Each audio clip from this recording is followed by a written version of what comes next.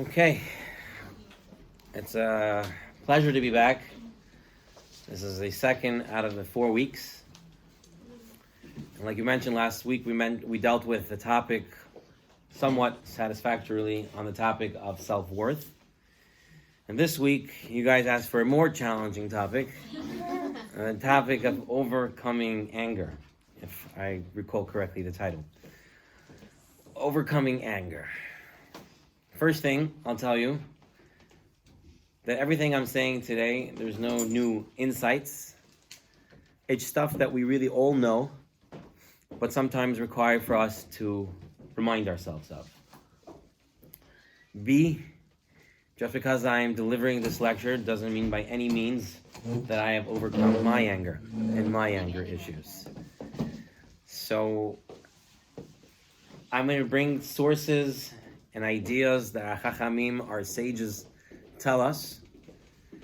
And hopefully we can understand, we can get an understanding of what anger is, the danger of anger, and what, if anything, we can do about it.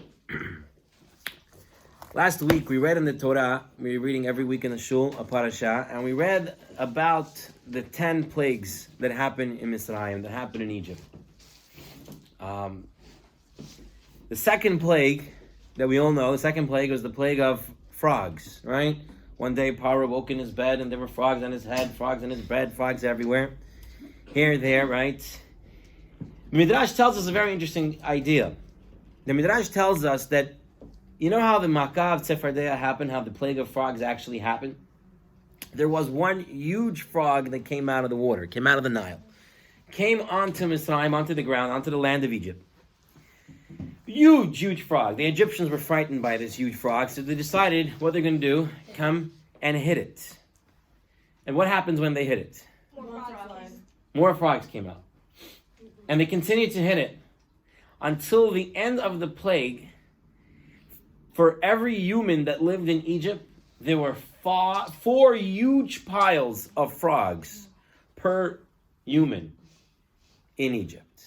That's what we're told. Now the question is as follows. So you see the frog and you start hitting the frog. And frogs are jumping out of the mouth, tons of frogs. What would be the logical thing to do? Stop. To stop, right? Or would you keep going until there's so many frogs that it outpopulates the people in Egypt? So what happened? So what happened to the Egyptians? Why were they continuously hitting the frog? They were so angry they didn't realize. And that's the answer. When you are angry, you have no more logic. You have no thoughts. You have no process. It's just an anger. It's a raw emotion that you're just hitting and hitting, even though it's illogical to keep hitting that frog. So many more frogs are coming out, but your anger doesn't let you think otherwise. The wisest of all men, King Solomon, Shlomo HaMelech, writes in Kohelet that anger is the way of the foolish. Anger is the way of the foolish, which means that when you are angry, you are a fool, because you can no longer think. Listen to what it says in the Talmud, in Mesechet Pesachim, in the Tractate Pesachim. It says as follows. Reish Lakish Amar. Reish Lakish was a great rabbi. He said, Kol Adam sheko'es im chacham hu chachmato mistaleket. If he was a wise person, his wisdom escapes him. His wisdom leaves him.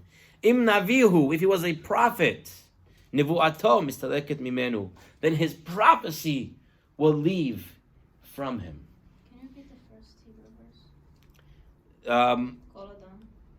Kol Adam sheko'es, any person who gets angry, im chacham hu chachmato mistaleket mimenu. If he is wise, his wisdom will escape him, will leave him.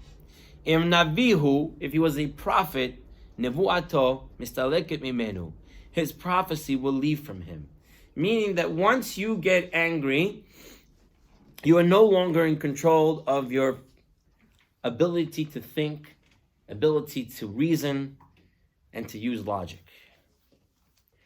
There is a famous story that's told over, a true story that happened.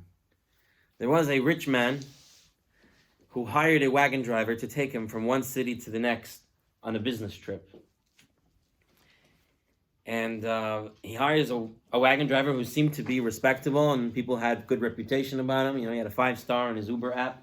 And he hired him, and they went from city to city. And on the way, as they're traveling through the forest, the wagon driver stops the wagon, takes out a gun, and tells this rich man to undress, and they're changing positions.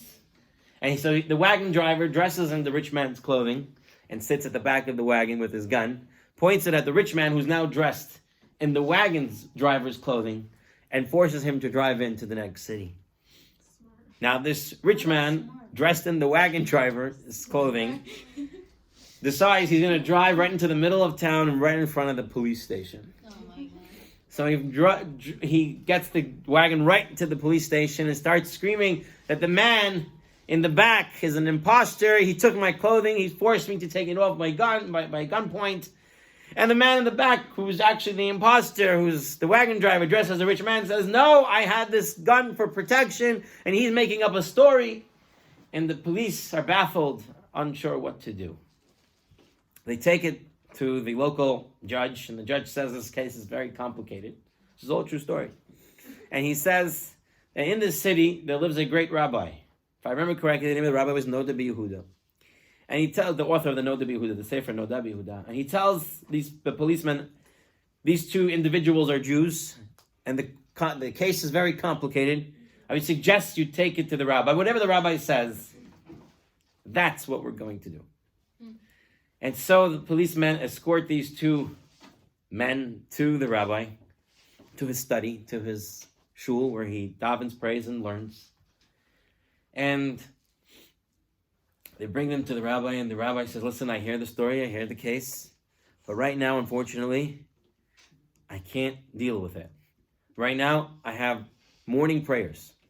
I'm going to ask the two of you gentlemen to sit right over there, and as soon as I finish morning prayers, I will take your case."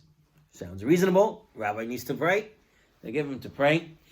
He prays like a real rabbi, 3 hours, 1 hour to get ready, 1 hour to pray, 1 hour to come out of prayer. That's what it says in the Talmud, how a person's really supposed to pray. And so he prays for his time that he prays, and he walks out, and he turns to these two men. He says, "Listen, I would love to see you right now. However, I'm required to deliver a lecture in the study hall. So give me about an hour. I'll be done." And an hour comes by, and he says, "I'm really sorry. I have to eat lunch. I'm famished. I'm going to eat lunch, and I'll see you." After lunch, he gives another excuse. "I have to pray mincha now. I have to give another lecture. I got to go home to see my wife for a couple of minutes. I got to take care of that.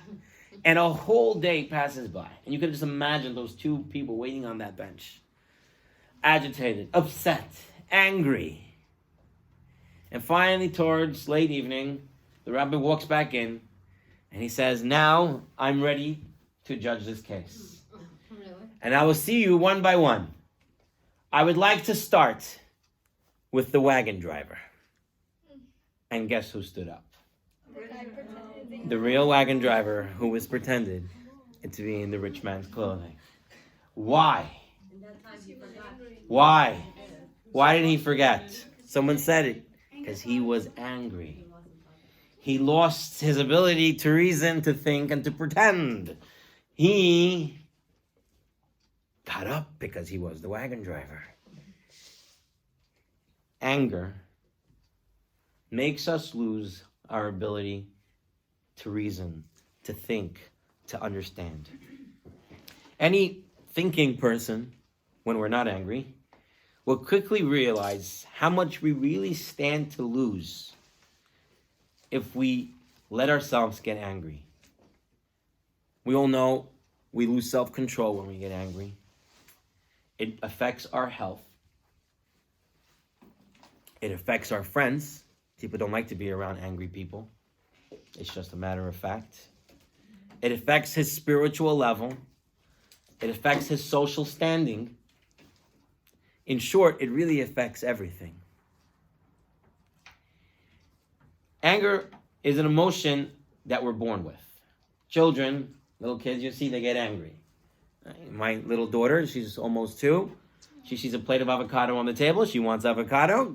Tell her, wait, no such thing. And she's angry and she wants an avocado. It's an innate nature. Everybody has. It's something we have to work on, and it's not something that just goes away. It's not something that one day, as I mature, anger will go away. It doesn't happen that way. I'll share with you 2 quick stories. There was a man whose name was Zalman, and everyone in town knew him as Zalman the Angry One. That was his nickname. That was his nickname.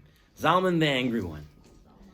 And he was already on his deathbed, about to die, and people came to help him out, see his last request, whatever he needs. And they came with their children, and some of the children were playing outside, and they were looking through the window.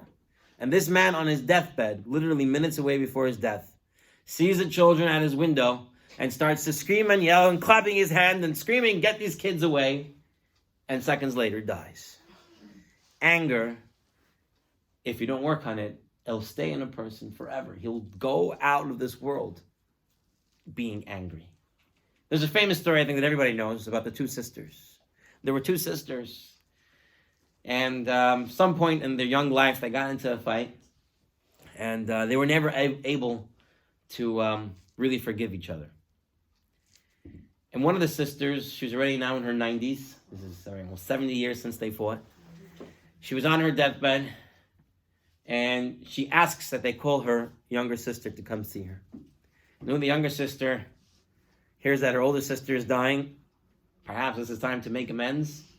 Perhaps this is time to say I'm sorry. And she goes to visit her older sister. And she comes to the hospital room where the sister is. And her sister says, points to her to come closer. She's trying to talk. She's talking very low. And her younger sister comes and she puts her ear very close to her sister's mouth.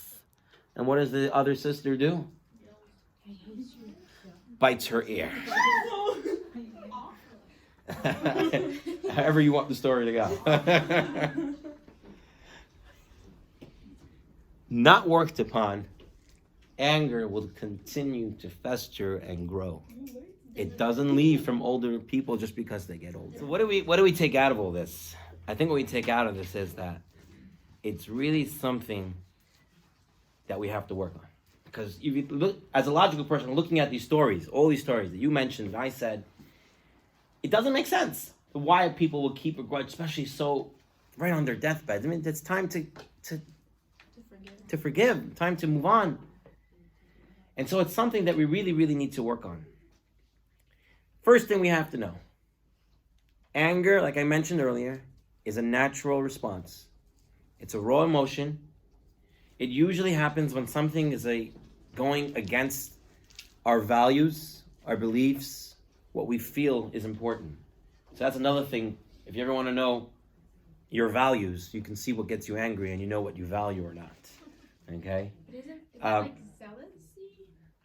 So, anger is an okay emotion. Nowhere does it say anywhere that you cannot get angry. What it does say is that you cannot get violent due to your anger.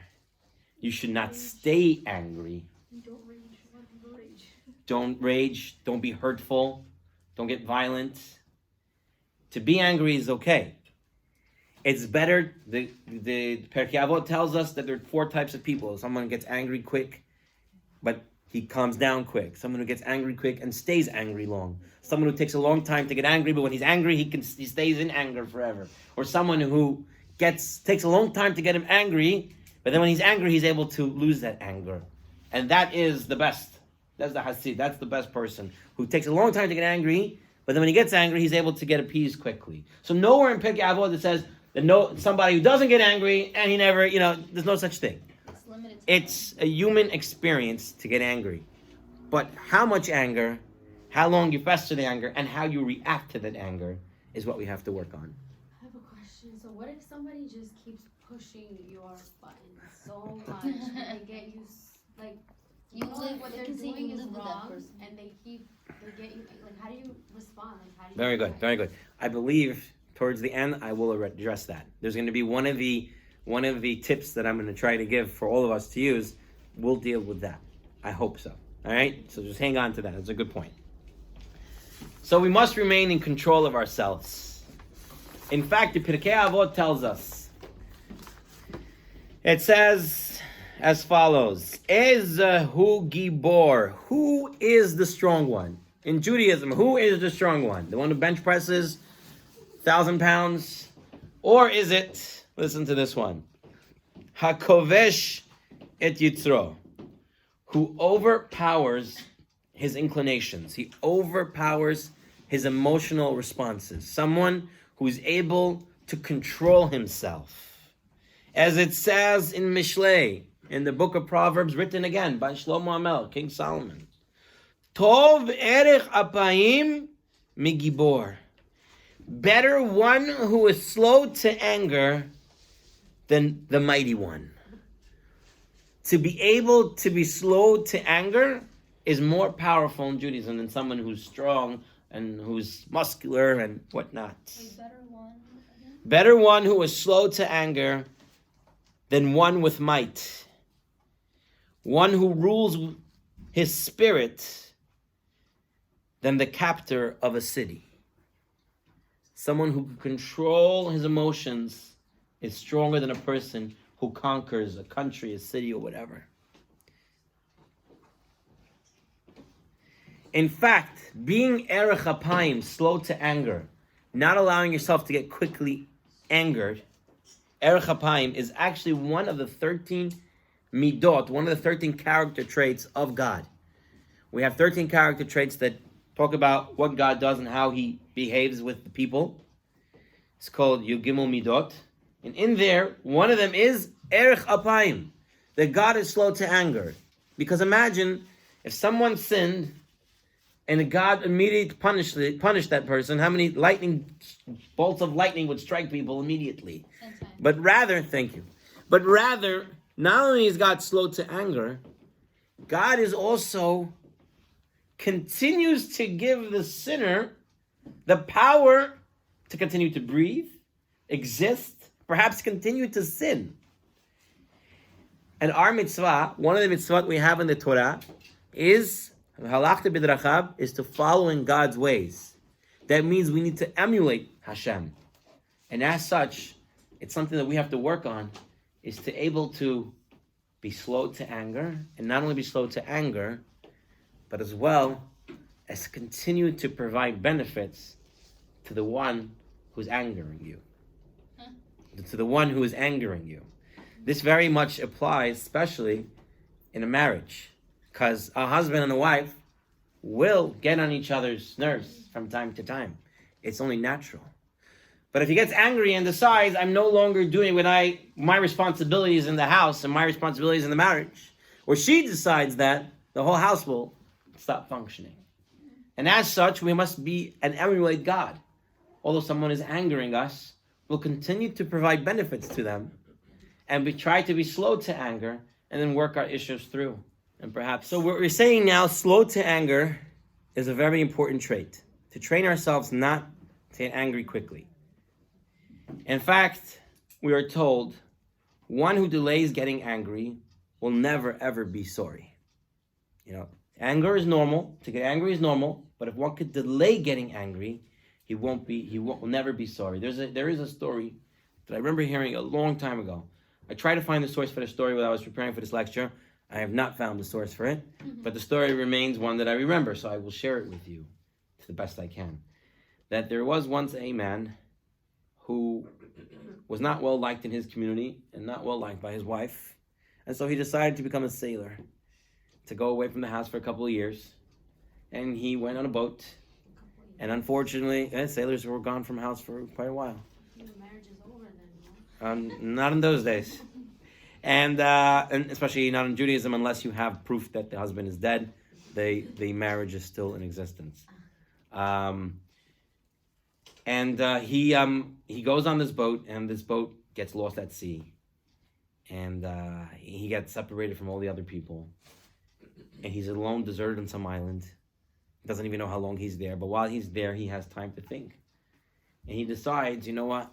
I have to change who I am perhaps God's doing this to me because I'm not able to live with people. I'm always getting angry and everything like this. And he decides that what I'm going to do in life is I'm always going to be slow to anger. I'm not going to get angry right away. If something gets me angry, I'm going to try to keep away from reacting to that, at least for a few minutes. That's a hard mission. And finally, one day, a boat arrives on that island, and he gets picked up, and they bring him back to his hometown. He comes to his hometown, and so many years has passed. He finds out it was like 5, 6, 7, whatever it was, a bunch of years that passed between the last time he was home. And so he immediately finds out that his wife still lives there, and he goes home to meet his wife. And as he's coming into the house, he sees through the window that there's a man hugging his wife. Oh, no. A young man, nice looking, hugging his wife. He is angry, Oh, no. upset, and rage is boiling through him, and he's about to walk in through that door and do something. But he stops himself. He said, I'm not going to react right away. And as he stops himself, he sees that his wife and this young man walk to the front door. And the wife starts to get very emotional. And the young man walks over and says, Dad, is that you? Oh, my. That was his son that he hadn't seen in years, who's changed, and he didn't know who he was. And if he would have reacted to that, Oh, my God. who knows what would have happened. That's his son. It's so important that we need to stop for a moment to think, how is our reaction gonna help? Is it gonna help? Should I really react this way? Our Chachamim tell us, imagine a young child comes home and he does something that's really not nice. He takes a $50 glass vase that was on the table and throws it down and cracks it intentionally. To get attention. Perhaps. And now the father, all upset, takes a $500 piece of crystal and breaks it, throws it at him and breaks it at him. Oh, my God. Now, does that make any sense? No. But yet, out of anger, out of rage, It does. he did it. At the top of that, not only was it a $500 crystal, but how much emotional pain by screaming at that young lad, breaking him down, traumatizing him, how much damage did that cause? So, do we ever think, does our reaction warrant this reaction? Is it equal? Is it okay? Am I overblowing things? A person doesn't know what's going on when the person's angry. How would they And know so that they're that's why we need to know this now, so we can develop this in ourselves now, knowing that sometimes our reaction is way overboard. So when it does happen, perhaps we can slow it down. It's already getting late, so I'm going to try to.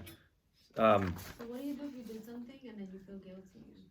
Because Yeah. you're angry. So hold on, hold on. Let me wrap up the lecture. Give me a few minutes to kind of put everything together. There's a story told of a certain tzaddik, a certain righteous man, who the holiday of Sukkot was approaching. He didn't have any money to buy a lulav, etrog, and he had a nice pair of tefillin, and he really wanted an etrog for the holiday of Sukkot.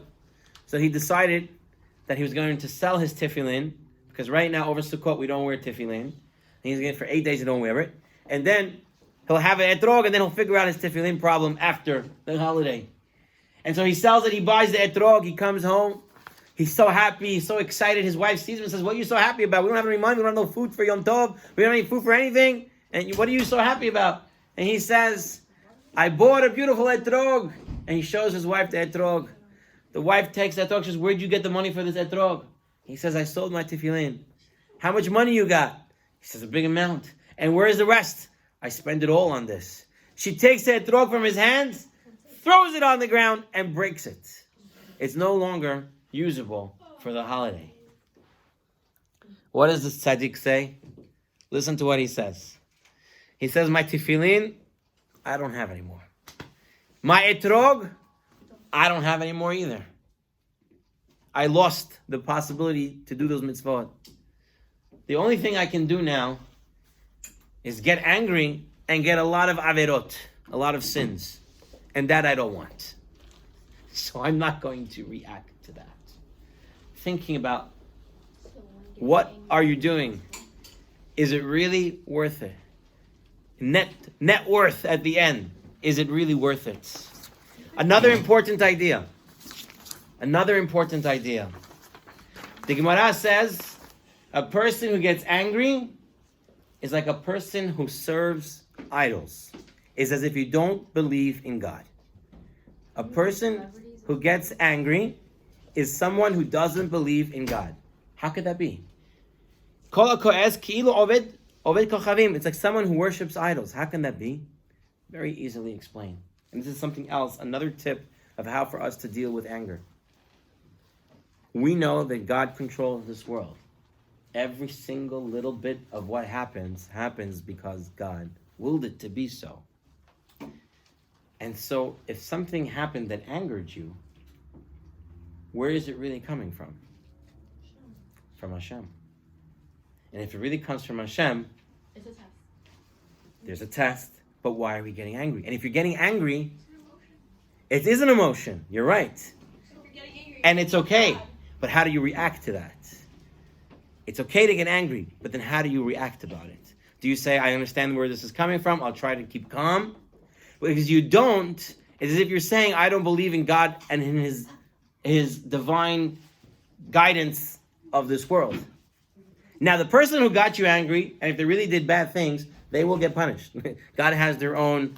No one can say, oh, God wanted you to get your window busted, so I busted it for you. That they cannot do, because they will have to pay damages in this court and in the court in heaven. But when you have a damaged window, understand that happened because God wanted it. The person who did it has to pay for it, but that happened because of a reason. And so it's important to remember that, yes, that you have free will, that person has free will. However, the things that actually happen in the world happen under God's guidance. And that's a very important thing to live with. It's easier to live in that way rather than thinking people have the opportunity to do whatever they want, because then the world is chaos. But if you believe that everything is under God's supervision, then the world has a reason and a rhyme. And it's a lot easier to put your faith in Hashem and live a much more peaceful life because you know that there's a God in control. But if you believe everybody had the power to do whatever they wanted, and there is no God in control, then the world is just a madhouse, chaos, and everyone's just fighting. It already is a madhouse. But we still believe God's in control. And that's how we're able to sleep at night peacefully. Okay, moving on. Some tips of how to control anger. So we dealt with a lot of different issues, how to view anger. The first thing is, you have to understand sometimes people who are getting you angry.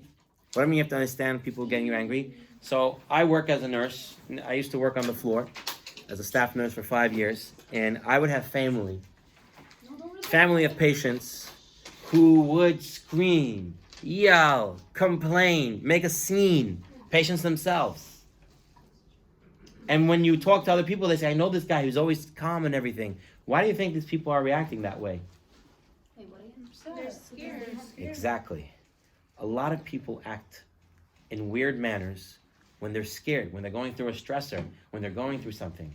Sometimes when someone is acting out, like you mentioned about the kid is looking for attention, it's very possible. That's probably why he's acting out. So instead of reacting to what they're doing, take a step back to understand where this person is coming from. Why are they acting this way? Perhaps we can understand them somewhat and then address the actual cause of all this, rather than him getting angry, then you getting angry, then everybody getting angry. So the first thing is, what are the stressors? Where is this coming from? Perhaps something else is going on.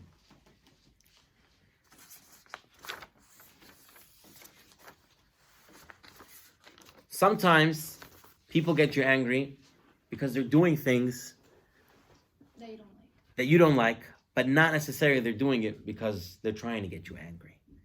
All right, there's a story that Risal Salanter said over that he was waiting once at a train station for a train. And there was a lot of people there. And one young man, every time he heard a noise, he started screaming, "The train is here! The train is here!" And everyone started getting their bags ready, and the train wasn't there. Once, twice, 3, 4 times, and like the boy who cried wolf. And everyone got upset at him. "Hey, don't talk anymore." And Rosh Hashanah turns to his student and says, "I don't understand why people are getting upset. This guy's not doing it out of malice. He's not doing it because he's bad. He's a young lad, probably never was at a train station before. So every time he hears a noise, he thinks the train is coming. So he's excited. He's screaming, it's a train." If people for a second would stop and look and think for a second that where he's coming from is from not a bad place, they wouldn't get so upset at him. But he's bothering us, so we get upset with him. An important tip of how to deal with anger is, like we said, never get angry right away. Even if something's really bothering you, take a minute. Perhaps a change of scenery. Walk out of a room. Go to another room. A lot of times just walking into another room or walking outside would already cool you down. Would already take the anger and let it cool. If you have a good friend, you can ask her to perhaps record you the next time you get angry and send it to you. And you'll see your reaction to that anger. That might help you deal with that. You see how you look. Say again. Sometimes just anger inside, like you can't just like scream it out, but it's like hurting you. Like your hands are shaking. You can't really speak. You want to let it out, but like you're too scared. You're already angry. Like, you're already angry. You're saying. Yeah. How do you deal with that? Like emotional anger, like not screaming, yelling, but like inside. How do you get rid of it? You have to start to talk to yourself. Talk to yourself first of all. A lot of times, I'm going to go out of order, but I'm going to mention what you're saying. A lot of times, a lot of anger happens also because you continue to fester on what happened. Something happened. The person that got angered you. That person right now is sleeping in their bed all calm. But you, on the other hand, are still replaying that situation in your mind 100 times and developing more anger because of it. So now, what we need to do is to say that was a one-time situation. I don't know why this happened. God has his plans. You know what? Perhaps tomorrow I'll do something else, but right now I need my sleep. You have to work through it. You have to be able to calm yourself down using these other tips rather than festering on a situation because it's not helpful. That person who got you angry is sleeping, they're already calm, and you're still angry. So there's no point to let that happen to you. You have to somehow work through it. Yeah, work through it. Talk to yourself, do something, get your mind off it, work out how it wasn't that bad. Try to give benefit of the doubt to what happened in the situation, even if it might be absurd. It's not true, but to make yourself calm. It's worth it. Why should you continue remaining angry and the person who made you angry is calm? So you calm yourself down as well. Another idea, and I think this is something that you mentioned before. It's very important for us, especially if we know there are certain stressors or certain things that get us angry. What we can do, we can run an exercise before we get angry. Run that situation in your head, and now try to be calm about it. Understand how it doesn't really get you so much angry, and try to work that situation and how you would respond to it in advance. It's very important to remember, a Jew is someone who doesn't just go into any situation. We always prepare for the situation. Before Shabbat, we prepare food for Shabbat. Before Yom Tov, we prepare. We get our stuff. We always have to be preparing, right? I really it always amazes me when I go to a wedding, a Sheva Brachot, bar mitzvah, a brit, or whatever it is, and they tell the uncle to speak, and he gets up, "Oh, I didn't know I was going to speak. I'm not prepared." Really? You're the uncle. Why wouldn't you not be talking, right? It's important to prepare ourselves. And so if we can prepare ourselves just a little bit, work ourselves through that situation, and see how we can calm ourselves down. Also knowing stuff that get us angry. For example, it's brought down that a person who's hungry, and they call it hangry, right? You get angry easier when you're hungry, and I'll attest to that. It's 100% true. Okay, when I'm hungry, I can just it's a whole different world. You have to know that being hungry is a factor. It might be why someone else is getting angry too. Maybe you're getting angry. Knowing that Erev Shabbat, when it's very little time before Shabbat and everybody's running around the house, there's a special extra Yetzer Hara, Satan, that's running around to get people angry at that time. So these are times that are already more stressful. So go into it being able to calm yourself down a little more about it. Forgetting about it, but then it repeats itself. What? People exceed your expectations. Like, okay, you know what? I want to plan in advance A, B, and C, and then they just do something evil. It's true. It's true. People are always able to do more than you expect or plan or think they can. But if you build up to A and B, then C, okay, you got angry at C. It's a little better than getting angry at A, Like, you're right? so happy, and then all of a sudden someone makes you mad. You're just like, really? Yeah. No. Okay, let me run through this one, and I'll take everything in a minute. We mentioned this already to understand where people are coming from. If someone was mental, someone was not 100% there, and they scream and yell at you, would you get upset at that? No.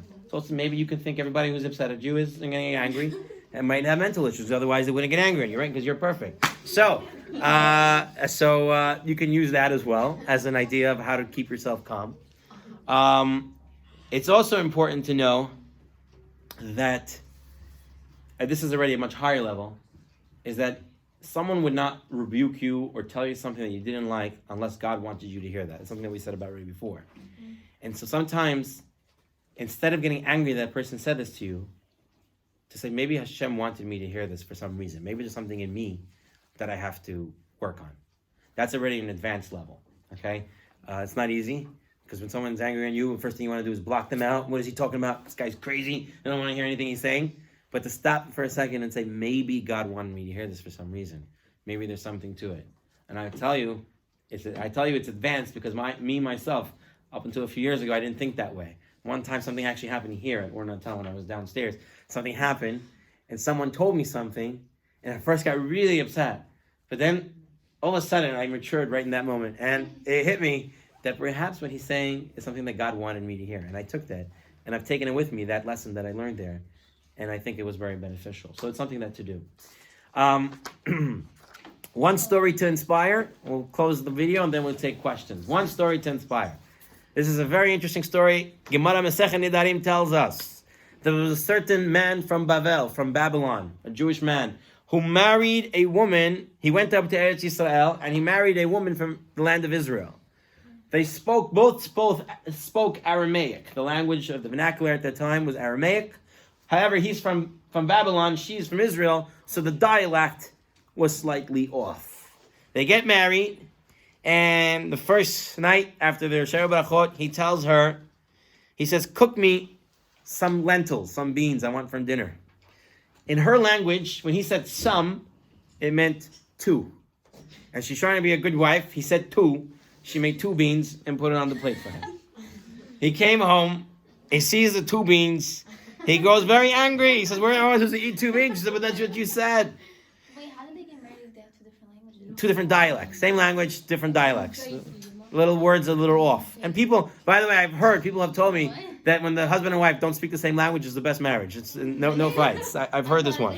Someone once told me this. But on the following day, he comes to her and he says, understanding that she took small as 2, so he says, make me a large amount. Meant, make me a big plate. But in her dialect, large meant like a whole deg, a whole pot full. Being the good wife, she cooked the whole pot and put it in front of him, a whole deg of beans. He comes home and he's all upset. So he says to her, you know what, I'm not eating these beans. I want some butsene. Butsene, what he was saying butsene, he meant he wants some buttersquash, some pumpkin, some squash. And in her dialect, she understood it to be 2 candles.